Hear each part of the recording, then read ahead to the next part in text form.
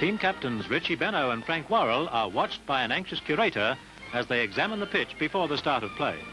The playing area is damp, and Worrell is not concerned about losing the toss. Benno has a difficult decision to make, and there's a murmur of excitement as Cammy Smith and Conrad Hunt come out to open the innings after Benno decided to field. It's expected that Alan Davidson will be able to extract some lift from the pitch, and the opening spell could have a vital bearing on the result of this fifth and final test.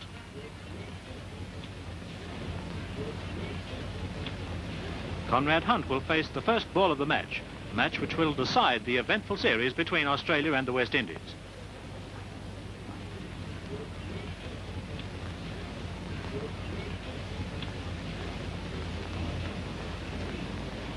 The first runs come off the second ball of the over. Batsmen scamper through for 2 runs as Australia's champion left-hand batsman Neil Harvey re-enters the test match scene after missing the Adelaide match. Harvey and Davidson have both recovered from their recent injuries.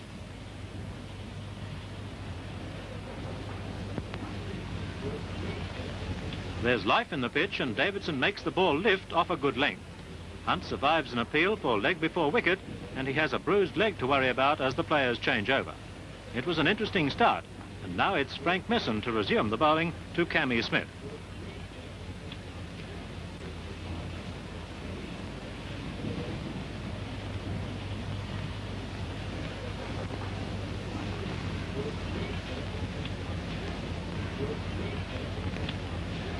From the Australian viewpoint, the bowlers will have to break through in the pre-lunch session to justify Richie Benno's decision to take last use of the pitch. However, it's not easy for the fast men because the approaches are greasy and damp. Cammy Smith loses his foothold, but there's enough power in the stroke to give him 3 runs.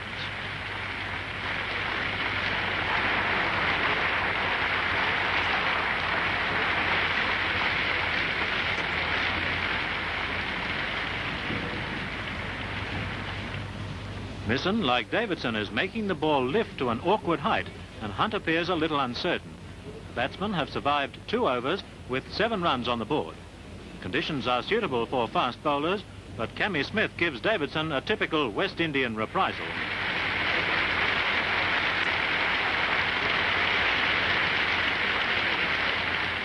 The batsmen have shown their liking for attack, but even Cammy Smith will battle for runs on this pitch.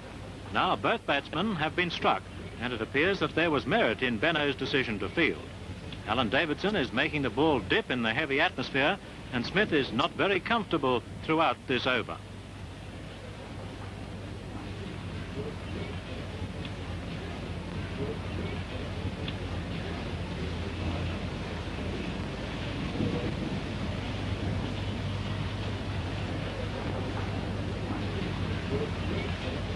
This is not a spectacular start for those who expected batting fireworks.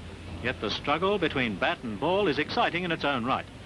The batsmen are forced to concentrate on surviving the early period because the pitch should improve as the day wears on.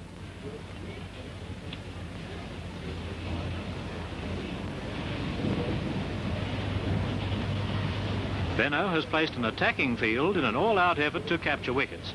Runs are coming at a dawdling rate from West Indian standards, and at this stage, the bowlers are dominating the play.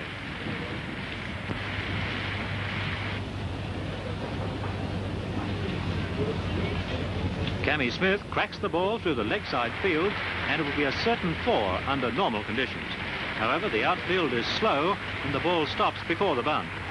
Smith and Hunt make amends by taking 3 for the shot and 1 for the throw. The 4 runs to Smith are his last in this innings. A miss and full toss, Smith slams the ball into the covers, where Norman O'Neill holds a remarkable catch.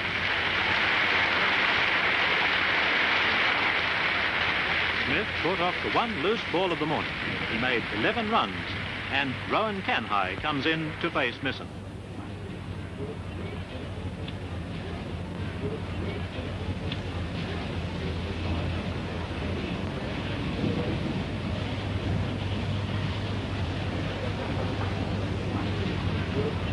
Canhigh is a vital batsman for the West Indians and a great favourite with the Melbourne crowd.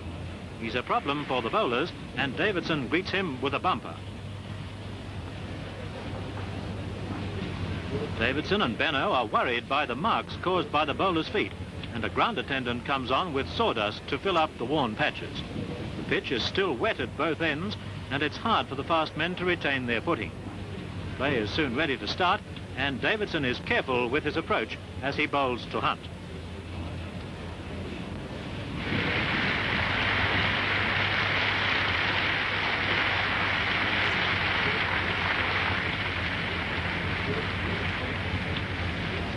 Two runs to Hunt, and Davidson races in to retaliate with a sizzling bumper.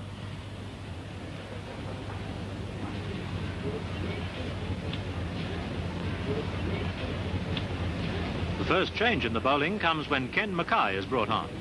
Kanhai is able to score his first run, and in fact this is the only run scored off the over. Mackay has an attacking field for his medium pacers, and try as he might, Hunt can't force him away.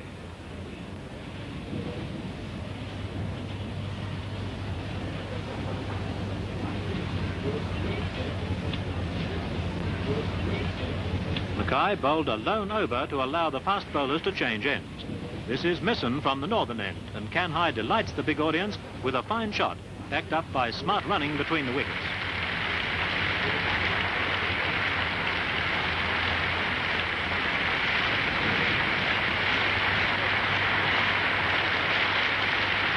They race through to complete 4 runs, and Kanhai is living up to his great reputation at the Melbourne ground. But Misson tames the mercurial batsman with his well-directed bowling.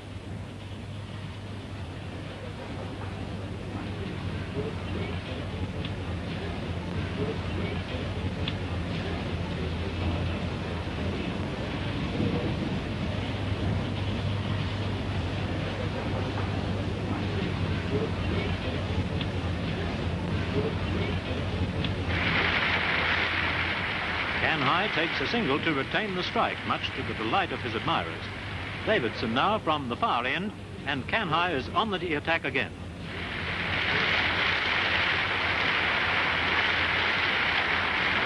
Kanhai is playing an innings of varied modes, one moment confident and aggressive, and the next uncertain and tentative. Full credit goes to the bowlers for their efforts in confusing this brilliant player.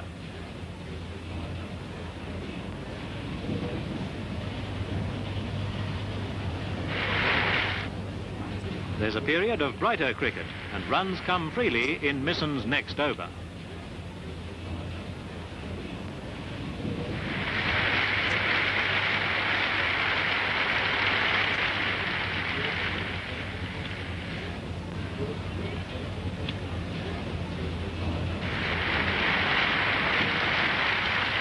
The West Indian scoring machine seems to be missing on one cylinder. Things go along smoothly for a while, and then both batsmen lapse into a period of uncertainty. It's like watching a man on a tightrope, and everyone on the ground, with the possible exception of the umpires, has the feeling that a wicket could tumble at any time.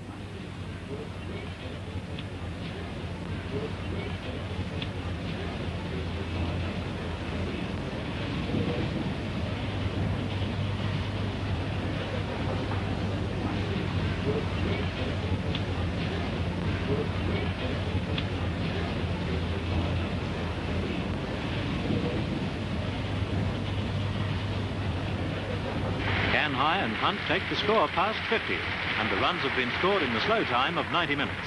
However, the scoring rate per over is reasonable, because with the exception of 1 over by Mackay, the opening bowlers have been kept on since the start of play.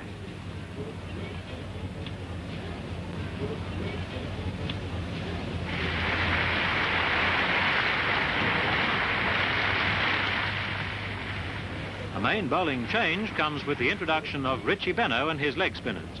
Kanhai provides some bright moments in this over.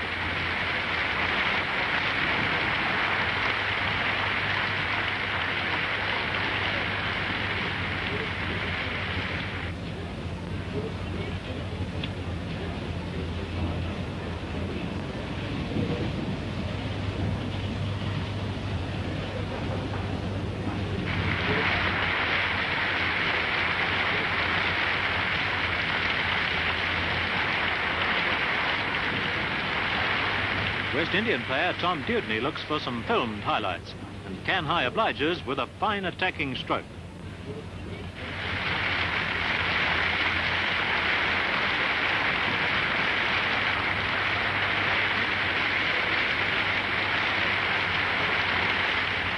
The quick flow of runs is stopped by Alan Davidson, and in this over, Hunt is really in trouble.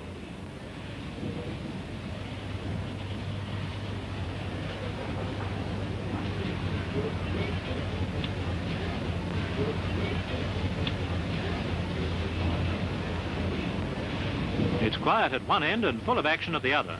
Benno's the bowler and Canhigh is the batsman.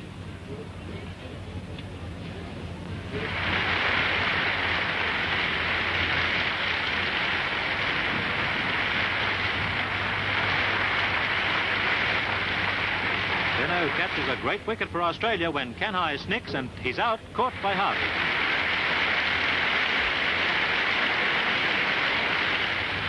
Canhigh scored 38 and Sobers comes in to join Hunt.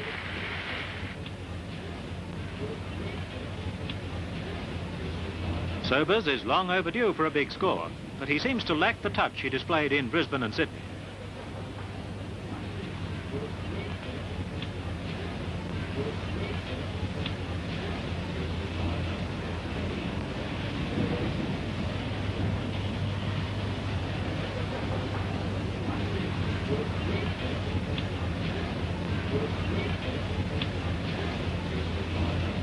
A good over by Alan Davidson, and Benno continues to hunt. Things are quieter since Canhigh's dismissal, and both batsmen battle hard against a first-class bowling attack.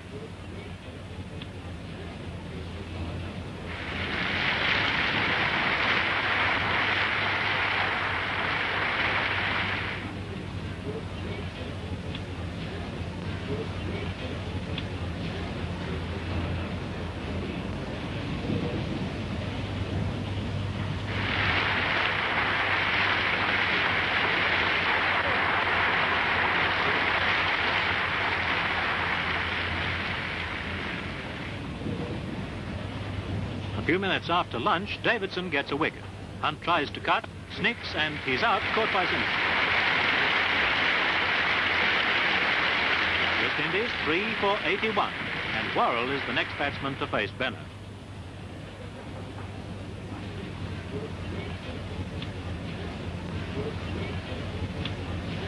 This forcing shot past point is the first example of Sobers' scoring ability.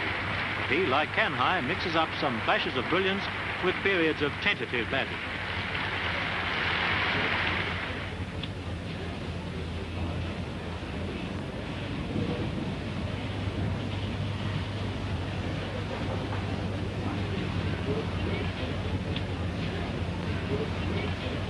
There's another change in the bowling and Johnny Martin comes on. Worrell, who's pasted Martin on previous occasions, is much more subdued in this innings.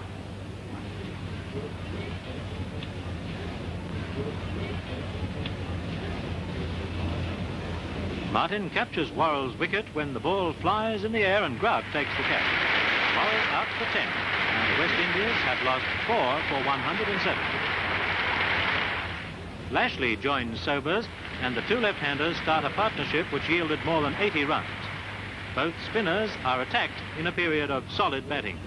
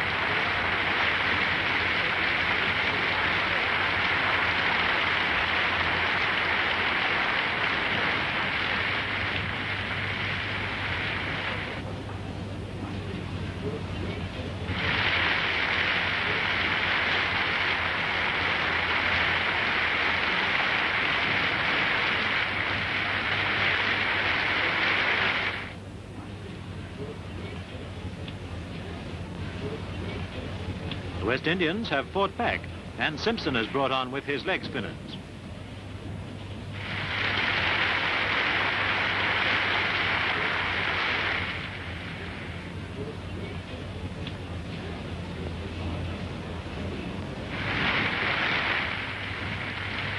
This single takes the score to 200. Off the next ball, Lashley is out. Caught Misson, bowled Benno for 41. And half the West Indian side is out with 200 runs on the board.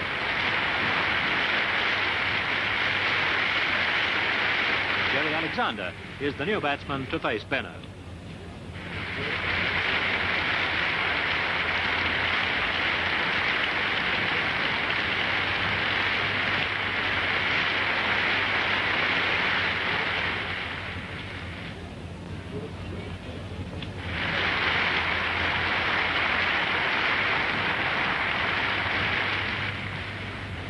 Simpson traps Sobers, who snicks a catch to Grout, and the great left-hand batsman is out for 64. West Indians have lost 6 wickets for 204. Play.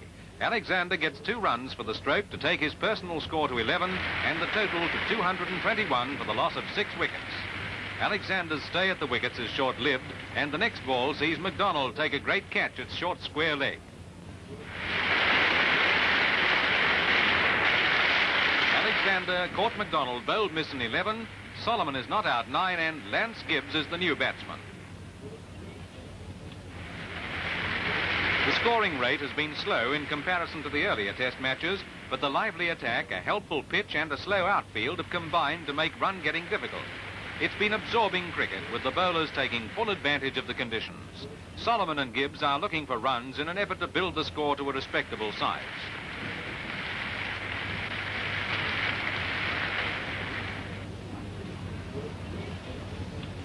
Gibbs provides relief in a day of tense and grim cricket.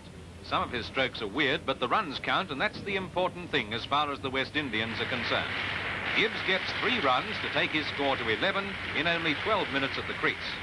Gibbs' stay is cut short by fast bowler Frank Misson.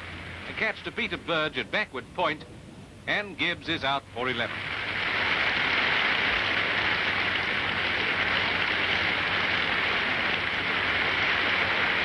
It's 8 for 235 with Misson bowling to Wesley Hall. Hall, in typical fashion, brings humour to the test match scene, and even the fieldsmen participate in a comedy of errors. Hall and Solomon remained until stumps, and the players prepare to start the second day in brilliant sunshine. The match has created tremendous interest, and a crowd estimated at 70,000 is present to see the start of play.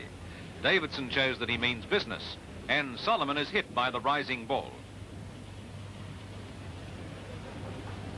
Benno sets an attacking field, but Solomon and Hall bat stubbornly in a valuable partnership for the West Indians.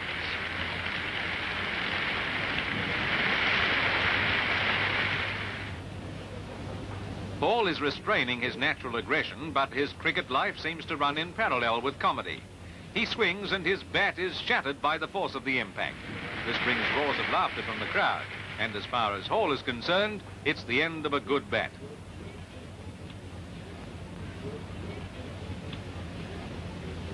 For sheer entertainment value, the big fast bowler is probably the outstanding member of the West Indian team.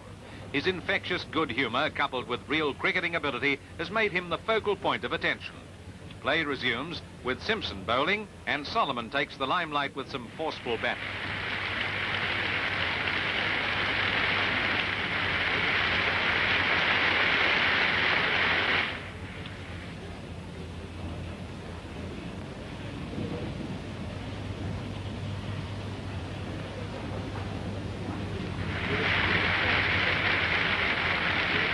Solomon's fighting display wins him the admiration of the spectators.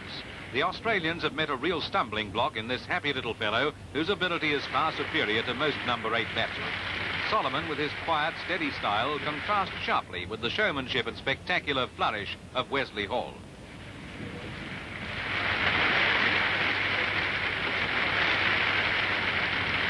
This 9th wicket stand is great fun for the crowd, great value for the West Indies, and great nuisance for Australia. Hall, with his strange array of strokes, has featured in several stands during the current series, and it's safe to assume that the Australian players don't regard him as a joke. One noticeable point from the expert's view is that the spinners are not getting the same lift from the pitch as they did on the first day.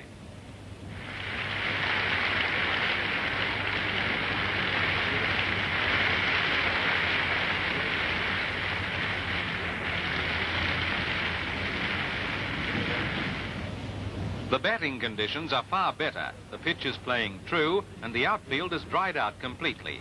Run getting is much easier and both Solomon and Hall are able to score steadily.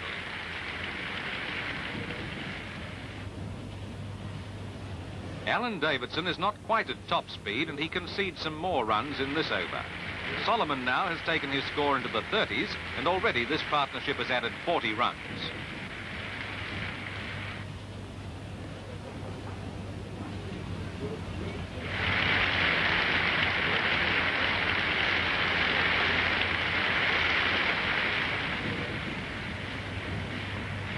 Davidson tries a bumper, but nothing seems to ruffle the calm of Joe Solomon. Another over ends, and whether it's speed or spin, the bowlers at the moment can't break through.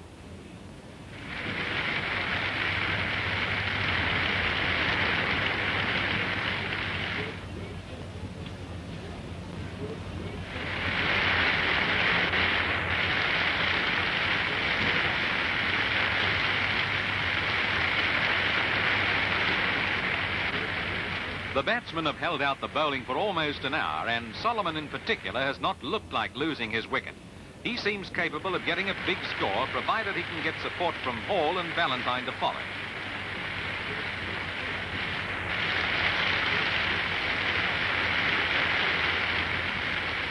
There's a change in the bowling, and the Australian captain replaces Davidson. Solomon forces Benno away to move into the 40s and take the total past 280.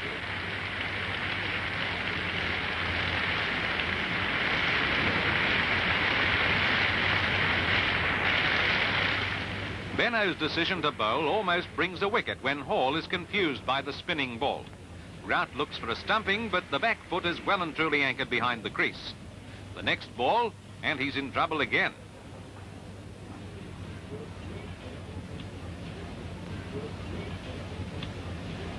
The end of a good over from Benno. It's an all-spin attack with Simpson continuing to bowl to Solomon.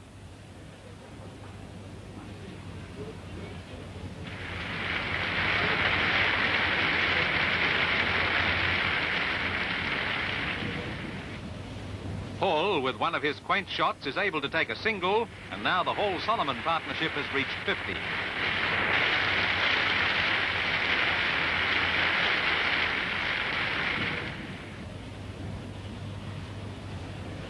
The stand for the 9th wicket has built up the score to a much more respectable size. A total of 300-odd will place the West Indians in a reasonable position, and Richie Benno must begrudge every run scored by these two batsmen.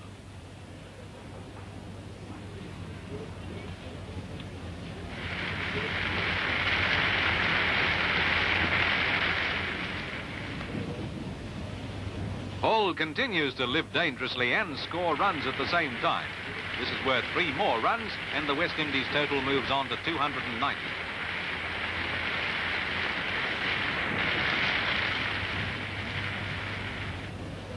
Another bowling change, and Frank Misson bowls to Hall.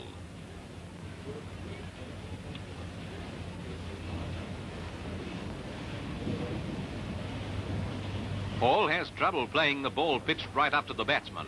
Misson seizes his opportunity and he takes a wicket with this ball.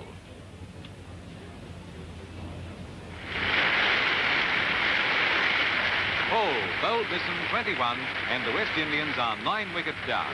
Apparently Richie Benno considers that the end is not far distant because he signals that drinks are not required.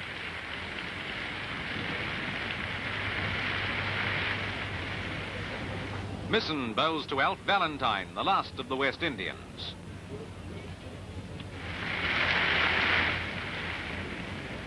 Valentine survives the over, and Benno continues to Solomon. Here now is the graphic close-up of the Solomon run-out.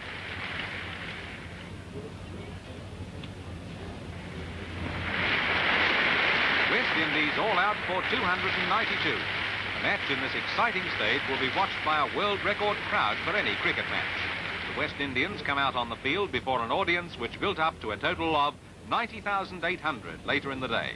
This figure bettered the previous record of 87,000 established at this very ground when Australia played England in 1937. Wesley Hall opens the bowling and Bobby Simpson is taking strike.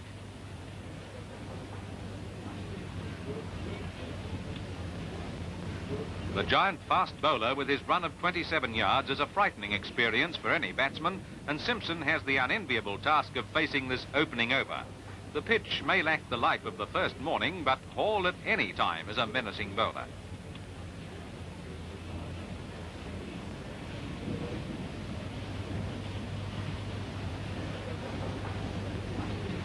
Simpson is struck on the wrist by the last ball of the over.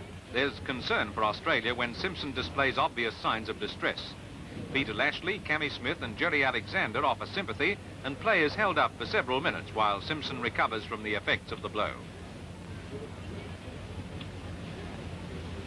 Simpson gets a great round of applause and play continues with Worrell bowling. MacDonald scores his first run, and the Australians have begun their task of overhauling the West Indian score. This is a varied new ball attack, and the medium paces of Worrell are pleasant relief from the express deliveries of Hall.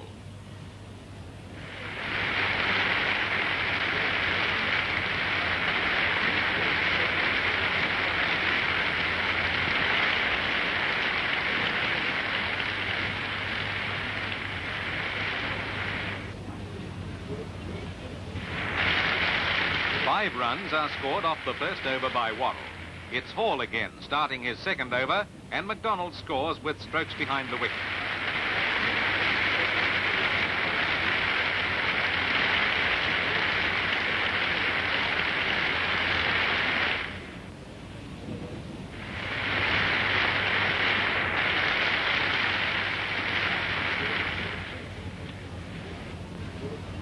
Hall sends down a bumper to give Simpson a torrid time. This is an atmosphere of test match heat, and Bobby Simpson is meeting the full force of Hall's bowling.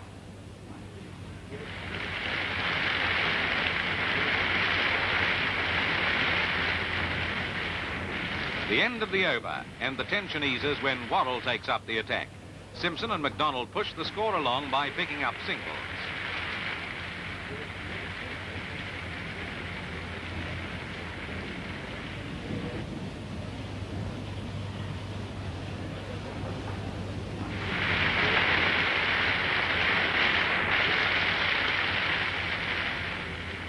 The last ball of Worrell's over, and the vast audience is simmering with excitement as Hall starts to move in.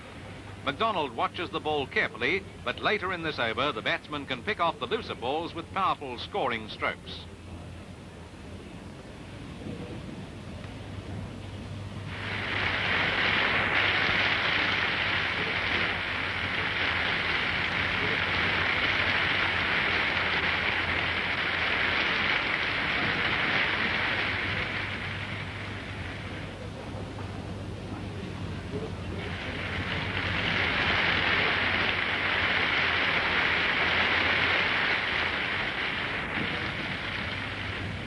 It's a solid start by the Australian opening pair, and Simpson is very cautious.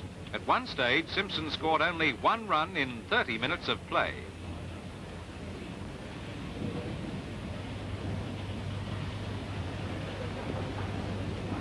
Sobers comes on in place of Hall, and the scoring rate quickens. MacDonald and Simpson staged the best opening for either team in this series, and together they take the Australian score past the 100 without loss.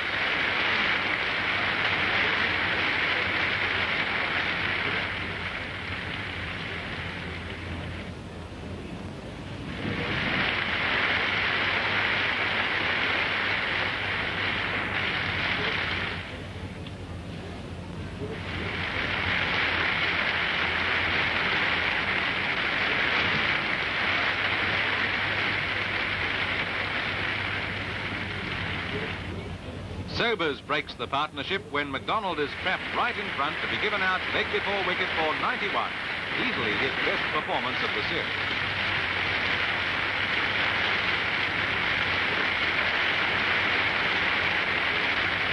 The partnership realised 146, and Norman O'Neill joins Simpson at the wickets.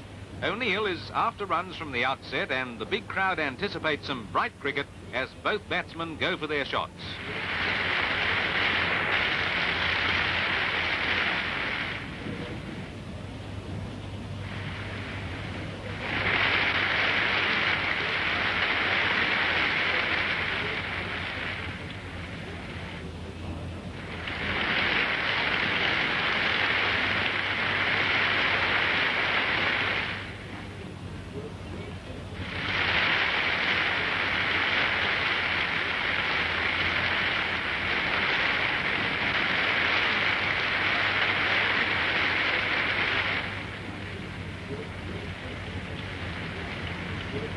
Simpson takes his score to 75 before he loses his wicket. Simpson out, caught Gibbs, bowled Sobers, and the second Australian wicket has fallen.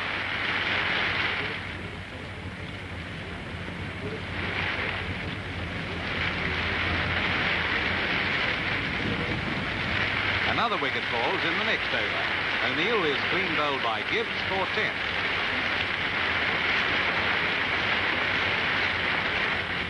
Mackay is the new batsman, and he and Burge are able to hold out the bowlers for the rest of the day.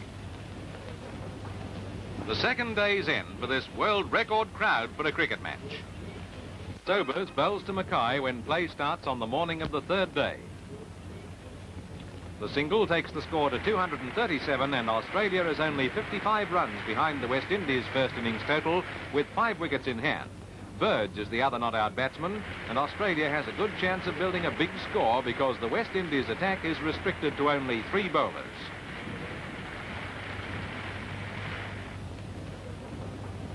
The pitch is playing easily, and the West Indians have a problem with Ballantyne off the field and Worrell unable to bowl. From the West Indian viewpoint, much depends on the bowling of Hall in the first hour.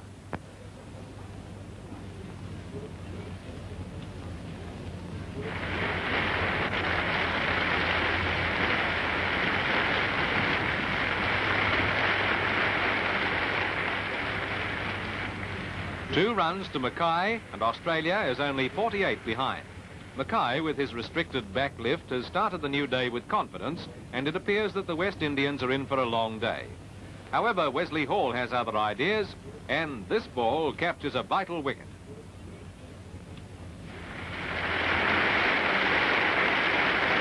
It's a catch to Jerry Alexander, and Ken Mackay is out for 19 after 95 minutes at the batting crease.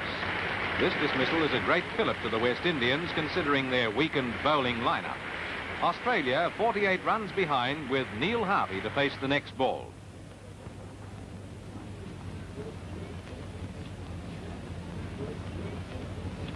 Applause for a good over by Wesley Hall, and Sobers continues from the grandstand end. Burge, who has justified his selection, gathers some useful runs in this over.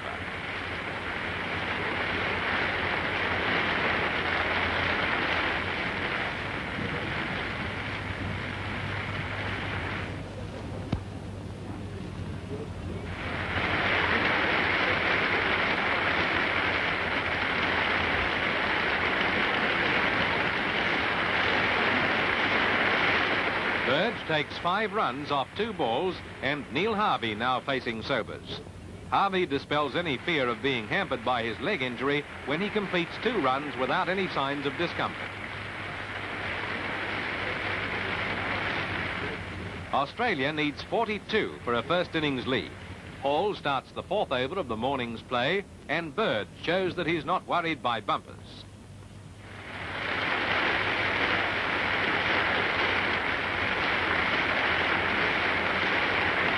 A boundary hit off a Hall bumper is just the thing to delight the spectators, but Wesley Hall is not amused. For the rest of the over, Burge is forced to concentrate on self-preservation.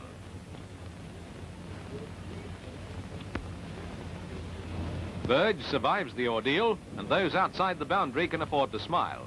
It's Sobers now, continuing his long spell, and he's got Harvey in bother with a good ball. Harvey is trapped off the next ball. Alexander takes the catch behind the wicket, and Harvey is out for 5. This is a big disappointment for the Australians, and it's a fine effort by the West Indians to take 2 for 24 during the morning. What a great cricketer is Garfield Sobers. He bowls now to Alan Davidson.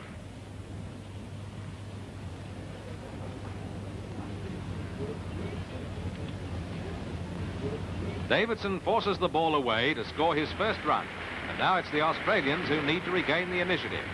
Throughout the morning, the depleted bowling lineup has caught the attention, and the West Indians are right back in the game.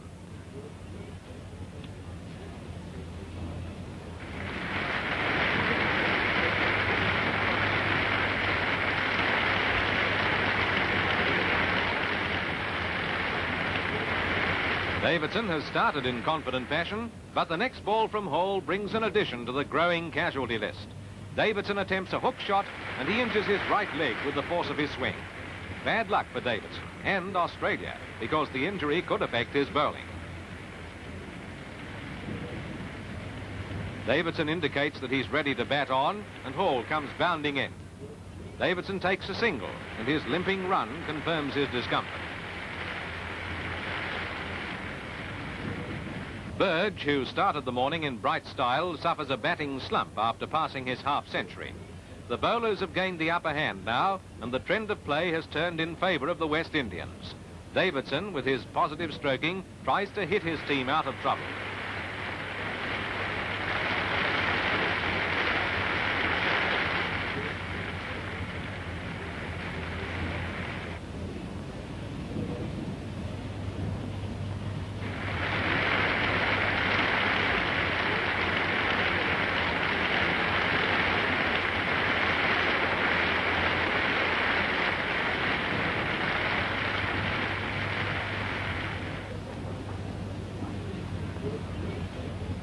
The aggressive play is a forerunner to some exciting cricket. Few people anticipate the riot of runs in Hall's next over.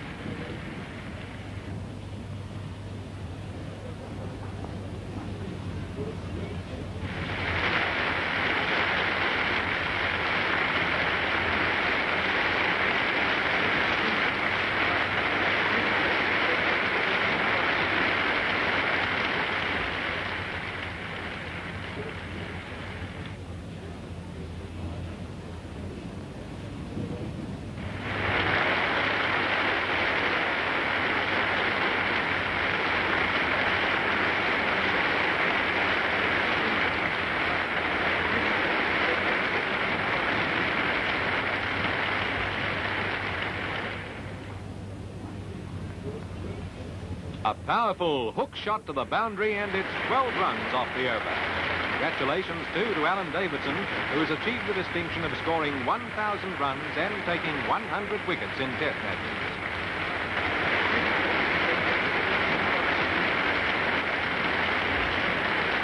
The quick burst of scoring doesn't alter the general trend of play. Neither batsman is really certain against a lively bowling attack. This is a marathon performance by Sobers, and he almost gets a wicket. But Hall can't hold the catch.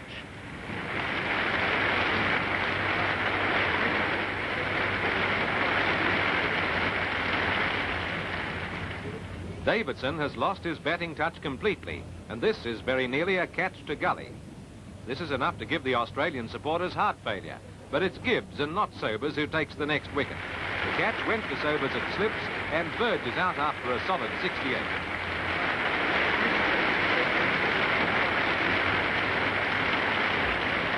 Australia 17 runs ahead, with Gibbs bowling to Richie Benaud. More excitement comes in the next over. This time, Sobers makes the ball move away. Davidson snicks, and Alexander features in another dismissal.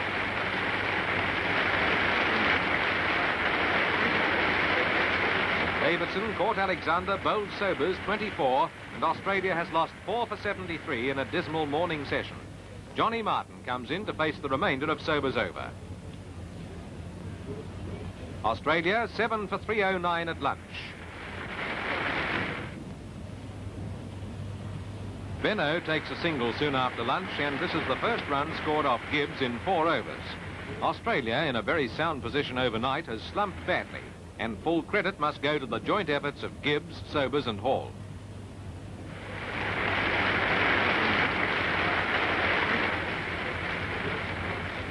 Benno comes to the batting crease and Gibbs brings about his downfall.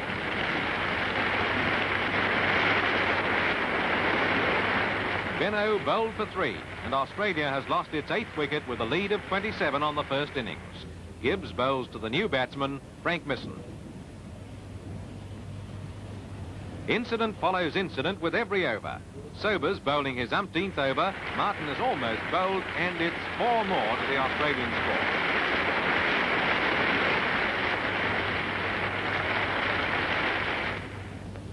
This is a great sustained performance by Sobers, and he gets another wicket when Johnny Martin goes for a big hit. The ball goes to Canhigh at short square leg, and Martin is out for 5.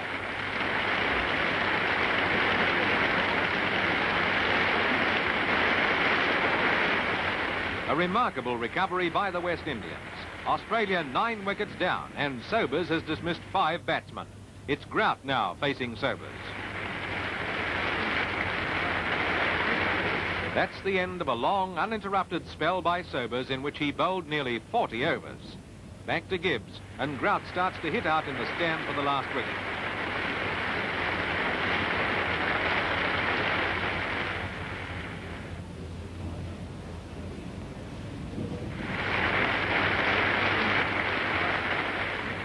Sobers is replaced by Wesley Hall, and the big fast bowler can't stop the tail-enders as they add more runs to the Australian score.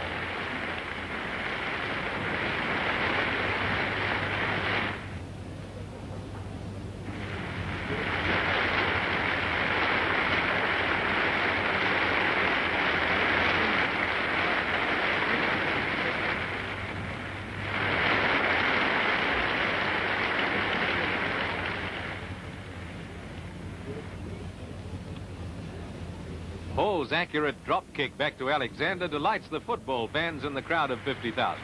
Gibbs comes in for another, and Grout is well and truly beaten.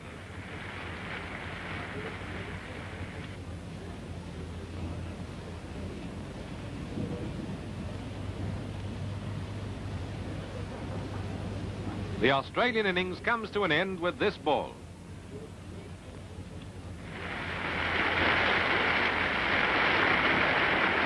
Grout is caught by Hunt in the outfield, and the West Indians have put a sustained effort of good bowling and smart fielding to dismiss 7 Australian batsmen for 120 runs since the start of play.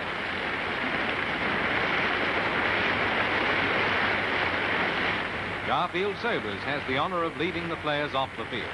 Australia has only a slender lead of 64 runs as Conrad Hunt faces Davidson, and the West Indians are off to a good start.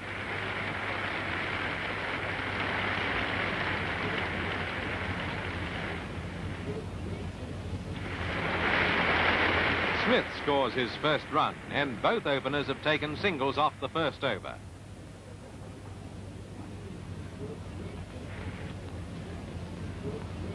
Davidson completed the first over at medium pace, and the good start develops in spectacular style as Frank Misson moves in on his long run. Smith plays a relaxed stroke, and the ball soars high in the air to land in the grandstand for a magnificent 6.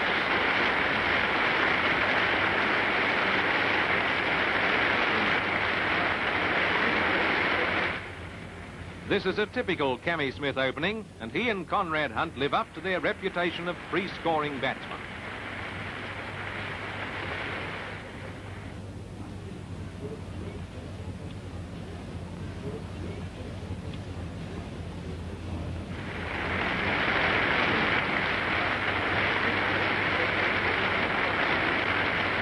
There's a quick bowling change, and spinner Bobby Simpson comes on. Smith carries on in fine style with his cavalier knock.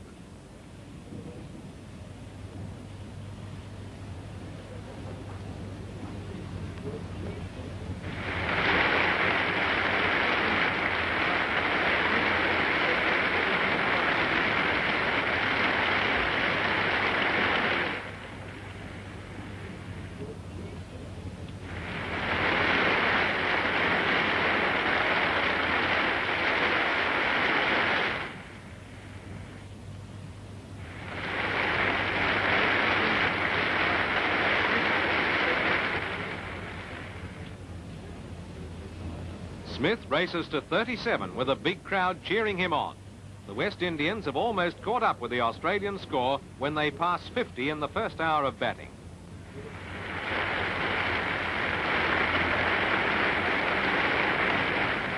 Alan Davidson takes the first wicket for the Australians when this ball traps Cammy Smith right in front and he's out leg before wicket for 37.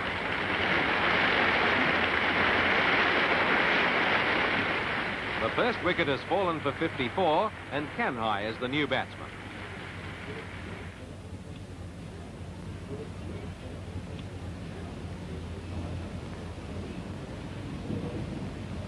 Simpson is the bowler and Hunt continues a bright period of forceful batting.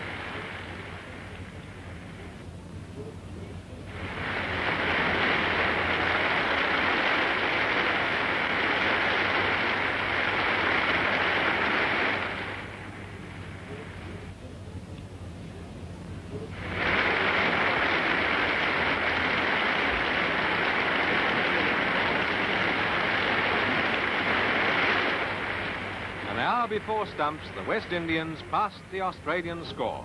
Benno is bowling to Hunt in the late afternoon session of the third day's play. The West Indians, with 1 wicket down, are batting in their second innings, and as a result of this single, they are 39 runs ahead with 9 wickets in hand.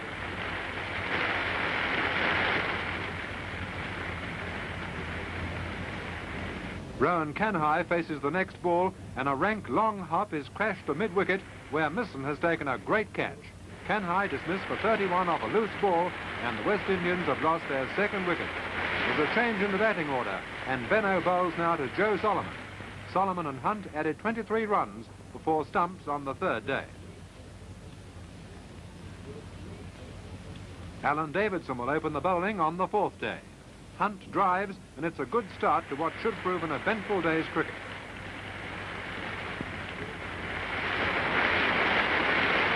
The ball beats the fieldsman to the fence, and Hunt has reached his 50.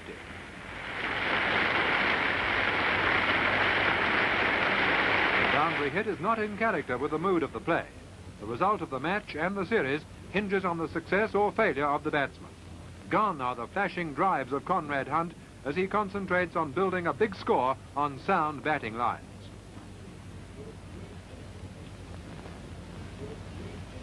For 15 minutes, the Australians bring scoring to a standstill. Then Davidson comes on again to bowl the 5th over of the morning. He's maintained a consistent off-stump attack, and this time Hunt falls when he snicks a catch to the waiting hands of Grout.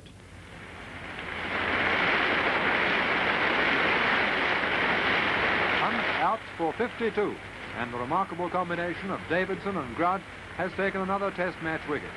This is their 12th in this series alone, and they win warm applause for their performance. And so too does Hunt for his long, patient innings. West Indies are 71 runs ahead, and Davidson is bowling to the new batsman, Garfield Sobers.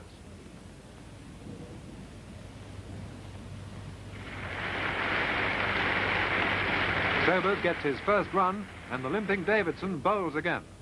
Solomon, who manages to stay in the background for most of the time, plays a good shot to show that he's still there and still batting well.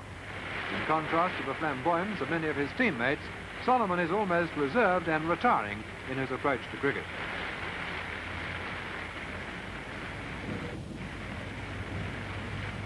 Richie Benno takes over, and Garfield Sobers takes a single. Runs are coming slowly, and only 20-odd have been scored in 40 minutes of batting time. This is right out of character, but patient Joe Solomon is the right man for this type of game.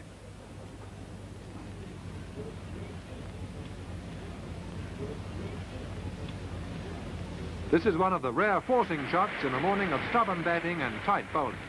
Neither side is prepared to try anything risky, and as a result, the play lacks the appeal and excitement of the previous days. However, the closeness of the struggle is sufficient to maintain the interest of the spectators. On comes Davidson for a new over in which runs come along at a steady rate.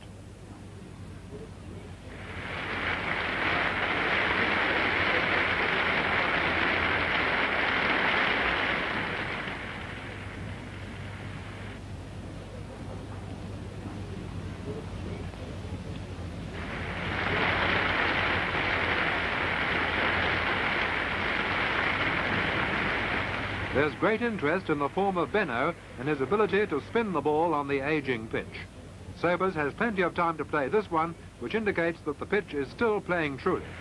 The Australians make a fielding error, and the overthrow is welcomed by the batsmen, who are striving for runs.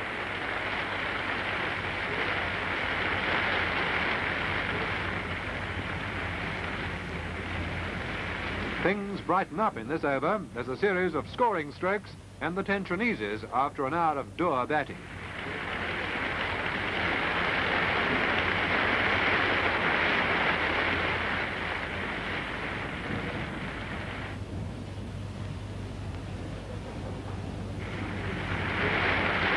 Benno appears to be trying to cut down runs, and it's no surprise to the experts when Ken Mackay is brought on to bowl his accurate medium paces.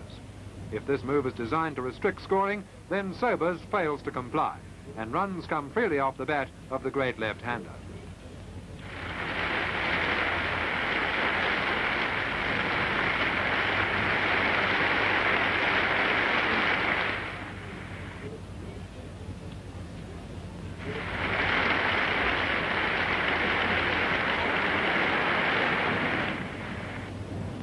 Solomon is rapped on the pads, and a loud and confident appeal is ruled not out. Solomon is still there, but it was close. Simpson replaces Benno, and Sobers is the batsman. Simpson dismissed Sobers in the first innings, and he repeats the performance with this ball. Sobers edges a catch to Grout, and he's out for 21. West Indies 109 runs ahead, and Alexander is the new batsman. This is an ideal situation for the batting wicketkeeper. Time and again he's played a fine innings when the batting structure has crumbled.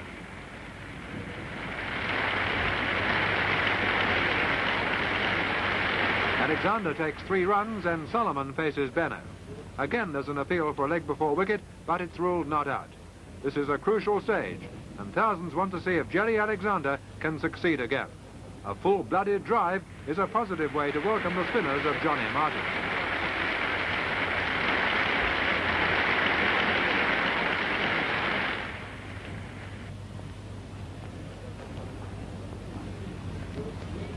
Alexander has started the ball rolling in more ways than one. Solomon joins in to complete a trio of good scoring shots.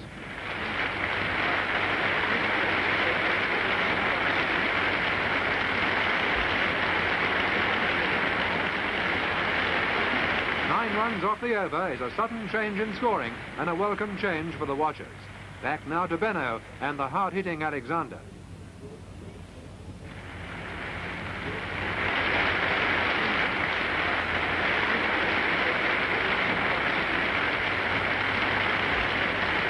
They take a third run, and the score has reached 200.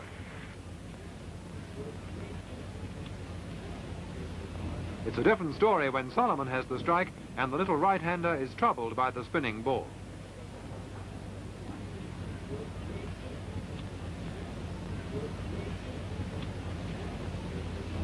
Alan Davidson is brought back after a short rest, and Solomon is beaten. Now the graphic picture of the possible turning point of the match. Davidson bowls, and Solomon attempts a futile run.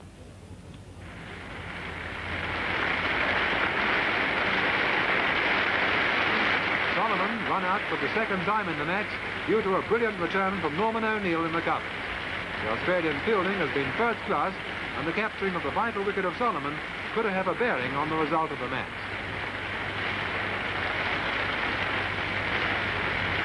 West Indies 5 wickets down, and Worrell has joined Alexander at the crease. Together, the captain and vice-captain attempt to regain control of the match by going for their shots.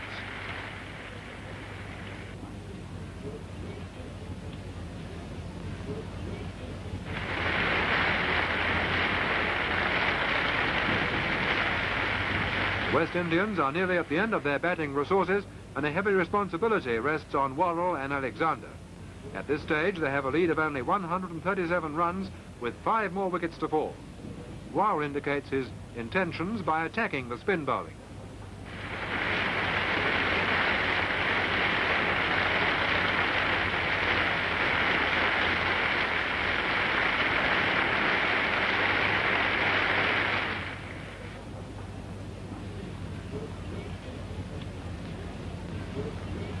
Benno is quick to realise the tactics of the West Indians, and Davidson is given the new ball.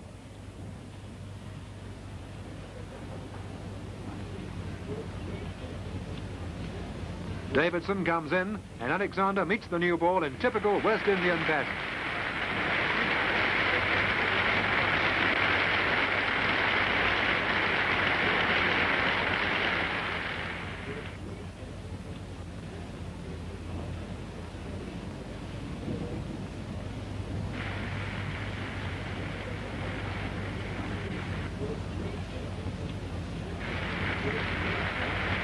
The end of the over, and Worrell is now facing Frank Misson. The batsmen are able to find gaps in the field, and the scoring in the past 15 minutes has been the quickest of the day. Once more, Jerry Alexander has played a major role in the West Indies batting department.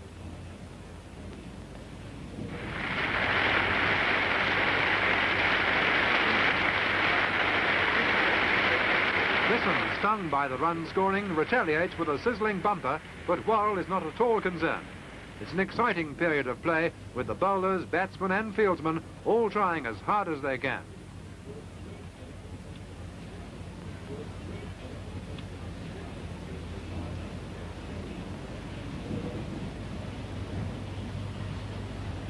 Alan Davidson adds another wicket to his great record with this ball.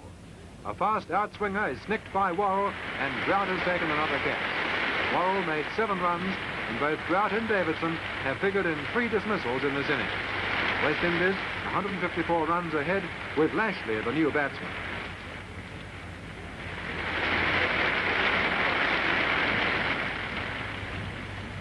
The Australians are in a very strong position, and the new ball has taken its desired effects.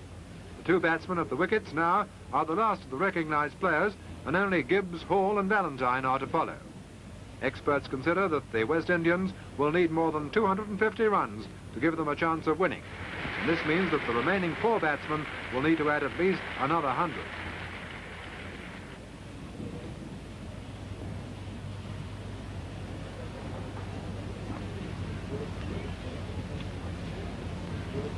Davidson has put up a sustained effort in spite of his injured leg.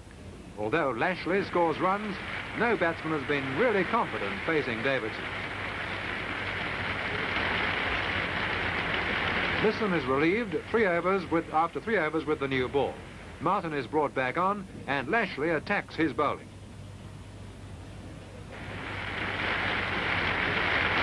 The next ball from Martin, and Lashley is wrapped on the pads, and he's given out. Leg before wicket for 18.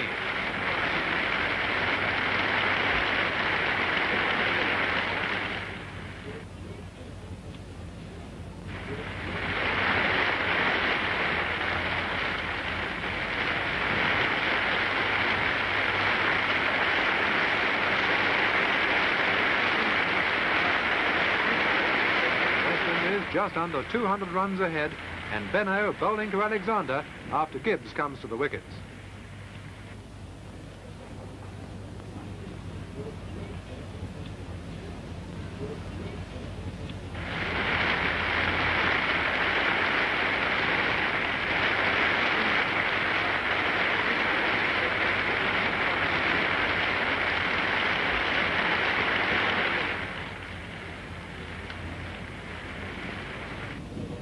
Gibbs survives his first ball from Benno. It's the end of the over, and the sight board is moved for Martin to bowl around the wicket. Jerry Alexander is taking the strike, and more runs come in this over.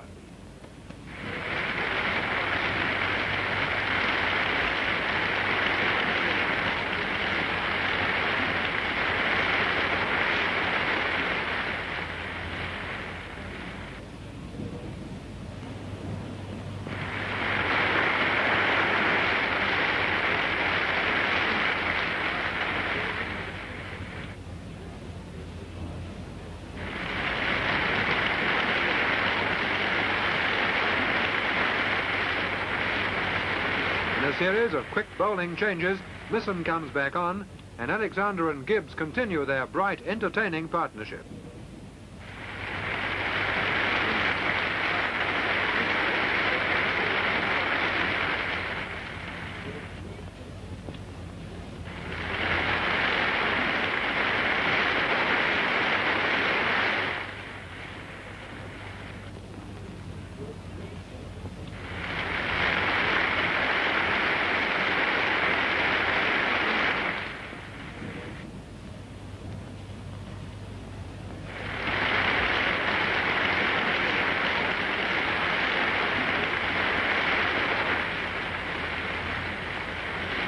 Alexander and Gibbs add 33 runs in quick time before the fall of the next wicket.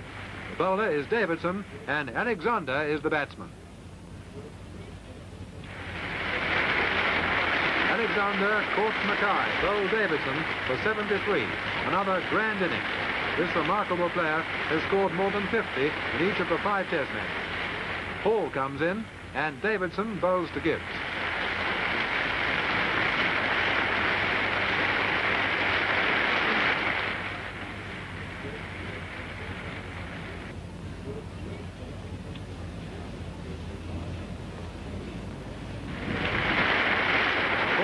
To Hall, and the West Indians have passed the 300 mark. Bobby Simpson comes back with his leg spinners, and the second ball of this over accounts for Gibbs. He's out, caught by O'Neill at slip, and the 9th West Indian wicket has fallen.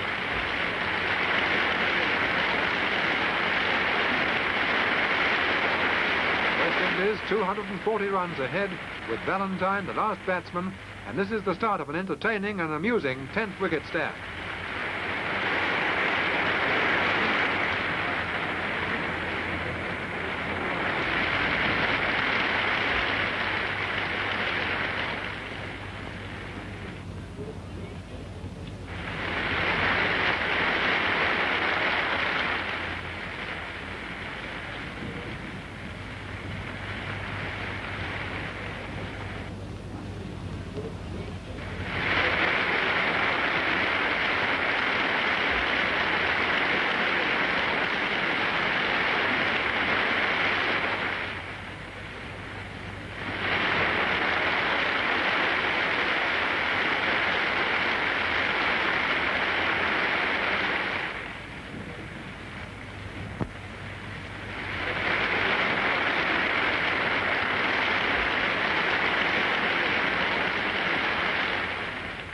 Davidson bowls to Hall, and he's out, caught behind by Grout.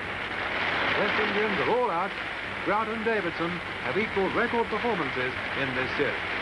Hall opens the bowling for the West Indies, with Australia needing 258. Simpson reacts in sensational fashion.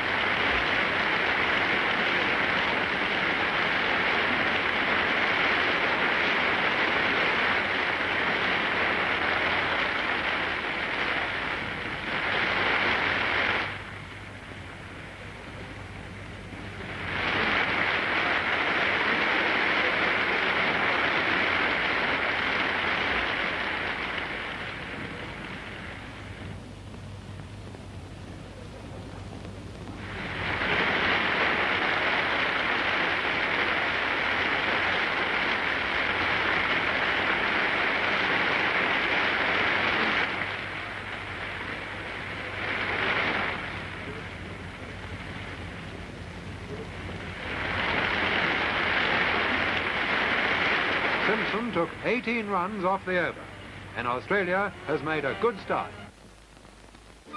West Indian captain Frank Worrell leads his team out on the field after lunch on the 5th day. These gay cricketers from the Calypso Islands have a serious job on their hands, because Australia, with 8 wickets standing, needs only 104 runs to win the match and the series.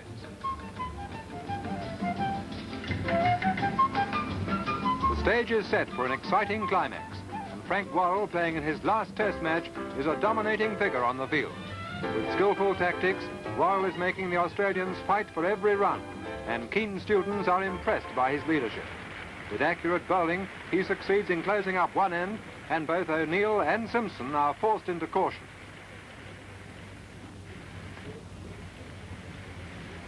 After a series of maiden overs by both bowlers, off-spinner Lance Gibbs gives the West Indians great heart when Bobby Simpson is bowled.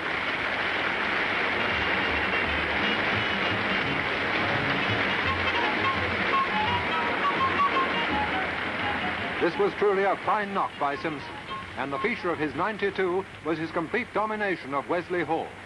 Simpson leaves the arena with Australia still 104 runs behind. Peter Burge is the new batsman facing Lance Gibbs.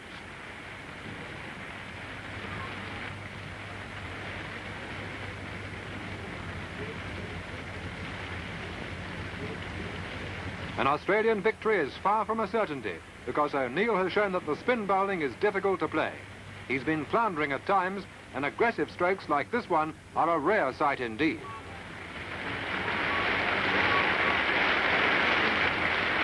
This is an outstanding display by the West Indians. When they arrived in Perth 4 months ago, the critics gave them little chance of success. But here they are at the end of their tour, making the mighty Australians fight hard for victory. Another single means that Australia wants 100 to win. Peter Burge looks confident from the start of his innings. He's yet to fail against the West Indians, and his showing in the last 2 tests make him an almost certain selection for the Australian Tour of England. In this match, there is suspense in every over.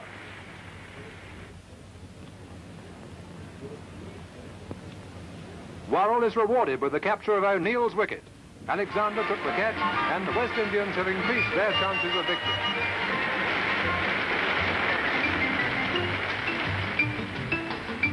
O'Neill 48 and Australia 82 runs behind. Worrell bowls to Neil Harvey, who's come in to join Peter Burge. He survives the last ball, and it's Gibb starting a new over. Burge, with thoughtful batting, uses his feet to get to the pitch of the ball and therefore nullify the spin. Burge is now the key figure in this close struggle for test match victory. His confident stroking is a definite of the West Indians, and while he stays at the crease, Australia seems certain to get the runs required.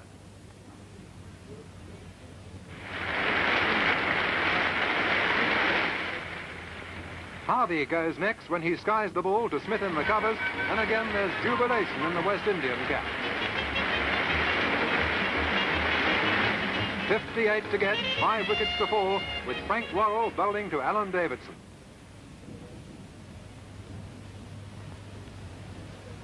The interest of the cricketing world follows the fortunes in this match, and Burge, with some virile stroking, regains the initiative for Australia.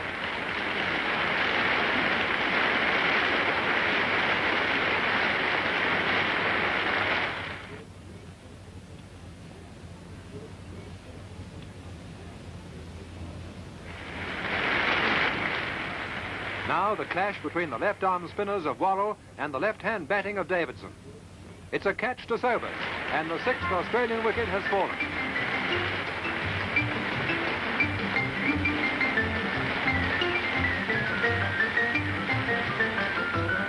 "22 runs to win the match.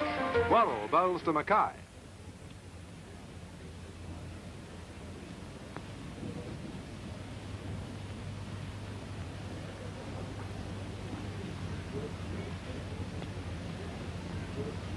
Every run is wildly cheered as the Australians draw closer and closer to victory.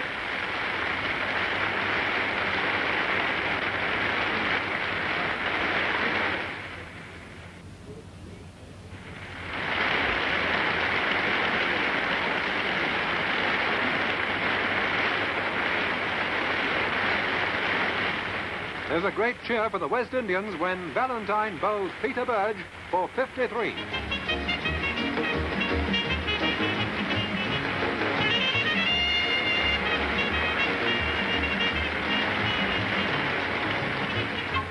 To make and the match to win. 3 wickets to fall. Wild excitement. Valentine bowls to Grout. It's a single. 9 now to win.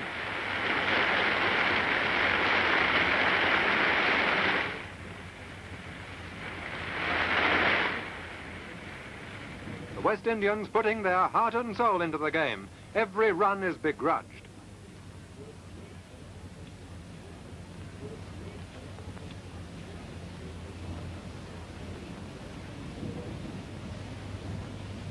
Now, the controversial incident as Grout plays a stroke and sets off for the 2 runs. Alexander appeals to the umpire because the wicket is broken.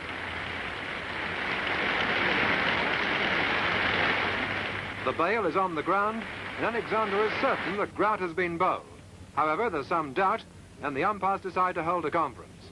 They rule not out, to the amazement of the West Indians, and Grout is still there.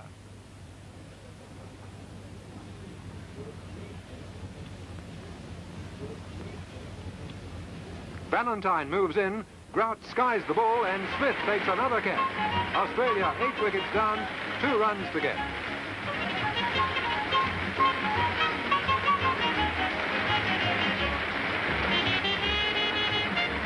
Valentine to Martin.